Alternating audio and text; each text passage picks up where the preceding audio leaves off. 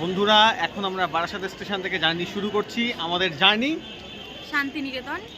শান্তিনিকেতন বোলপুর উদ্দেশ্যে। চলো তোমাদেরও নিয়ে যাব। এসে গেছে কাঞ্চনকন্যা, যেটা করে আমরা এখন রওনা হব।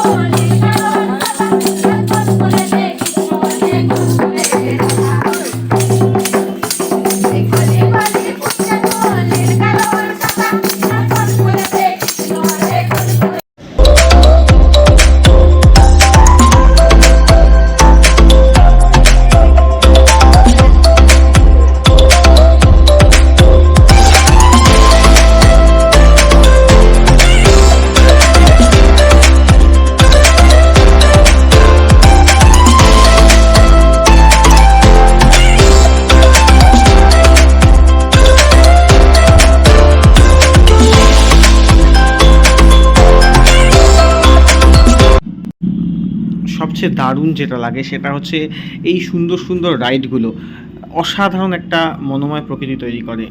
আর এই হরিণ ছানার দল, এই হরিণ শিশুরা তো মনকে মাতিয়ে তোলে। আমরা এখন আছি ডিয়ার পার্কে। দেখুন পেছনে হরিণ, দেখুন।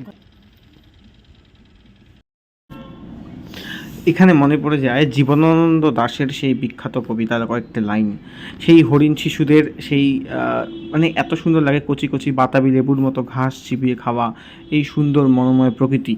বোলপুরের এই সমস্ত যে প্রকৃতি, এই লাল মাটি, এই গাছ, এত সুন্দর একটা মনোময় প্রকৃতি আমাদের যেন সেই রবীন্দ্রনাথ ঠাকুরের সেই কাব্য ভাবনার প্রতি নিয়ে যায়।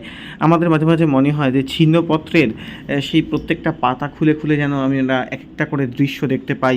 আমরা গীতবিতানে যেন এরই সুর খুঁজে পাই। অনেকটা সেই উঁচু টাওয়ার থেকে তখন আমরা পুরো প্রকৃতিকে যেন তার রূপ, রস, গন্ধ আস্বাদন করছি। আর দেখুন কি সুন্দরভাবে হরিণ শিশুর দল তারা আপন মনে বিচরণ করে যাচ্ছে। সত্যি শান্তিনিকেতন যেন আমাদের কাছে একটা স্বপ্নের বিচরণ ভূমি। তাই আপনারা যারাই আসবেন শান্তিনিকেতনে অবশ্যই এই ডিয়ার পার্কে আসবেন। এই ডিয়ার পার্কে কিন্তু খুব স্বল্প মূল্যের টিকিট, সেটা দিয়ে এখানে এন্ট্রি করতে হয়।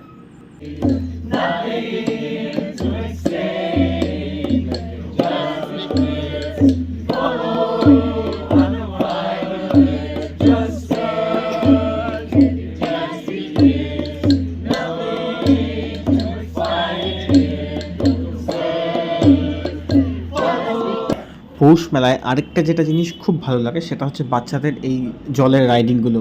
বাচ্চাদের জন্য অনেক রকমের রাইডিংয়ের ব্যবস্থা আছে। এছাড়াও 3টে মাঠ জুড়ে এই মেলাটা কিন্তু চলে। সেখানে আমাদের রাজ্যের বিভিন্ন প্রান্ত থেকে নানা রকম স্টল বসে, যেমন আমরা মেলায় দেখি। এইখানে মেলাটা ঠিক সেরকমই, কিন্তু এর ব্যাপকতাটা অনেক বেশি। সত্যি বলতে এখানে দেখতেই পাচ্ছেন যে এই এটা আমার ভীষণ প্রিয়। তো মারো না, যেটা ইচ্ছে মারো। ও সাবাস, যে কটা মেরেছে সব কটা এখন অব্দি ফেটে গেছে। চলো আরেকটা হয়ে যাক। ফাটাও ফাটাও, ওই তো ওই মিডিলের হলুদটা দেখি। চলো, উড়ে সাবাস, দেখতে পেলেন? এই দেখুন একদম মিডিলের এই হলুদটা ফেটে গেল।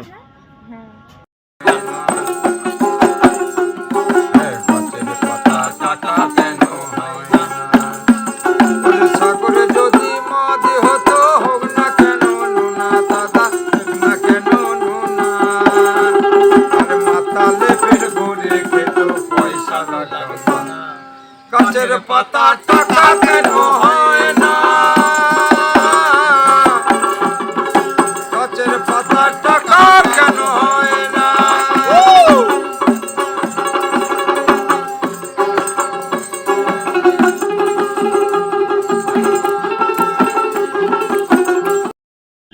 এবার আপনাদের নিয়ে যাব সেই জায়গায়, টিভির পর্দায় যে জায়গাটা অনেকেই দেখেছেন, অনেকেই আমাদের মা বোনেরা আছেন যারা ইষ্টি কুটুম বলে একটা সিরিয়াল চলতো স্টার জলসায়, সেটাকে হয়তো অনেকেই দেখতেন।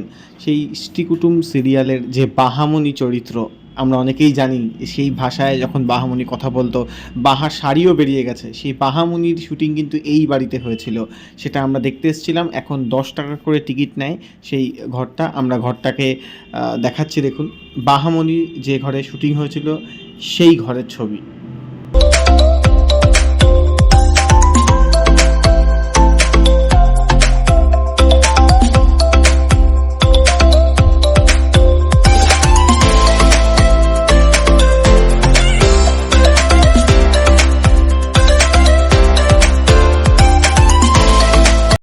এবারে আমরা পেট পুজো করে নিয়েছিলাম শকুন্তলাতে, একদম সোনাঝুরির হাটের পাশেই।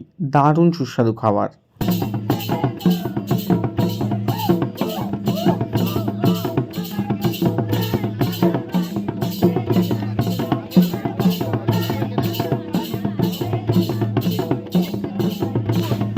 আদিবাসী নাচের যদি স্বাদ নিতে চান তো এক কথায় চলে আসুন শান্তিনিকেতনের সোনাঝুরির হাটে। এই সোনাঝুরির হাট যেন যত হাতের কাজ আছে সেই হাতের কাজের যেন স্বর্গরাজ্য। এখানে পাঞ্জাবি দারুণ দারুণ পাওয়া যায়, থেকে শুরু করে শান্তিনিকেতনের যে কালচার সেটাকে আপনারা উপভোগ করতে পারবেন। দারুণ দারুণ শাড়ি থেকে শুরু করে অনেক কিছু। খাওয়া দাওয়ার কথা বলতে গেলে প্রথমেই আসবে নামটা বনবিথি। ওখানে যে কোনো টোটোকে বলবেন যে আমাকে বনবিথিতে আমি খাবো, তো যে কেউ সেখানে কিন্তু নিয়ে যাবে। বনবিথি যে রেস্টুরেন্টটা অসাধারণ, এখানে থাকার জায়গাও আছে। প্রত্যেকটা পদ এত সুন্দর, মানে এখনও যেন মুখে লেগে আছে, এত সুন্দর বনবিথিতে খাওয়া। আমি এখানে সমস্ত ডিটেলসটা আপনাকে দিয়ে দিচ্ছি। বনবিথির হেসেল ঘর, তার যে চারটা, আমরা মটন নিয়েছিলাম, তার সাথে দুটো ভেজের যে থালি সেটা নিয়েছিলাম। তো অসাধারণ লেগেছিল সত্যি বলতে, সেরার সেরা বলতে পারেন আমার বনবিথিটা। আর এছাড়াও শকুন্তলার খাওয়াটাও দারুণ লেগেছিল। এই শকুন্তলার বনবিথির হেসেল ঘর, এই দুটোই বলতে পারেন যে শান্তিনিকেতনের সেরা। এখানে আপনি থাকতেও পারবেন, ডেসক্রিপশন বক্সে আমি নাম্বারটাও প্রোভাইড করে দিচ্ছি, সেখান থেকে অবশ্যই দেখে নেবেন। এবারে আমরা চলে যাব সেই কোপাই নদীর তীর। রবীন্দ্রনাথ ঠাকুরের বিভিন্ন কবিতায় ঘুরে ফিরে এসছে যে নদী, যে শাল নদী বলা হয় স্থানীয় ভাষায় একে, সেই শাল নদীর কথা কিন্তু আমরা কবির কাব্যে প্রতি মুহূর্তে পাই। এক মায়াবিক প্রকৃতি পরিবেশ। আর এইখানে চলতে চলতে তো বলতেই হবে সেই বিখ্যাত গান, গ্রাম ছাড়া ওই রাঙামাটির পথ। সেই গ্রাম ছাড়া এই রাঙামাটির পথে হাঁটতে হাঁটতে বোলপুরের এই লাল মাটিতে আপনিও আপনার সঙ্গীকে নিয়ে হারিয়ে যান, আপনার পরিবারকে নিয়ে হারিয়ে যান কয়েকটা দিনের জন্য। এবারে আমরা চলে আসব সেই গাছটার তলায়, সেই তাল গাছ এক পায়ে দাঁড়িয়ে, যেখানে কবি সেই গানটা লিখেছিলেন, যেটাকে দেখে আজ সেটা কিন্তু একটা দর্শনীয় স্থান হয়ে গেছে। সেই তাল গাছ এক পায়ে দাঁড়িয়ে, দেখুন সেই গাছটা, এক অসাধারণ যেন আশ্রমিক পরিবেশ, এক প্রগাঢ় নিবিড় শান্তি যেন এখানে বিরাজ করে। এবার আপনাদের দেখাতে চলেছে সেই জায়গাটা যেখানে আমরা, এটাকে 3 পাহাড় বলা হয় এখন। এখান থেকেই কিন্তু সেই আমাদের ছোট নদী চলে আঁকে বাঁকে, সেই কবিতাটা লেখা হয়েছিল এখানে। এই জায়গাটাতেই রবীন্দ্রনাথ ঠাকুরের এই স্মৃতি বিজড়িত শান্তিনিকেতনের প্রত্যেকটা বাঁকে বাঁকে এক অনন্য পরিবেশ, এক অনন্য ইতিহাস যেন গাঁথা হয়ে রয়েছে। আপনাদের দেখাচ্ছি শান্তিনিকেতনের একদম ভেতর, আশ্রমের আমাদের যে মূল যে বিশ্বভারতীর যে ভেতরটা, বিশ্বভারতীর ক্যাম্পাস। কবি এখানে থাকতেন, এই বাড়িতেই তিনি দীর্ঘকাল থেকেছেন। এছাড়া আমরা কবির ব্যবহৃত একটি গাড়ি, সেটিকেও আপনাদের সামনে লক্ষ্য করছি। দেখুন কত সুন্দর এই ফুলেদের রাশি, এই ফুলেদের সৌরভ যেন ছড়িয়ে পড়ে বিশ্বভারতীর প্রত্যেকটা ক্যাম্পাসের প্রত্যেকটা অলিতে গলিতে, কানায় কানায়। বহু দর্শনীয় স্থান জন্য বহু মানুষ দূর দূরান্ত থেকে আসেন এখানে, তাই আমরাও এদের মাঝে একটু হারিয়ে গেলাম গানে গানে।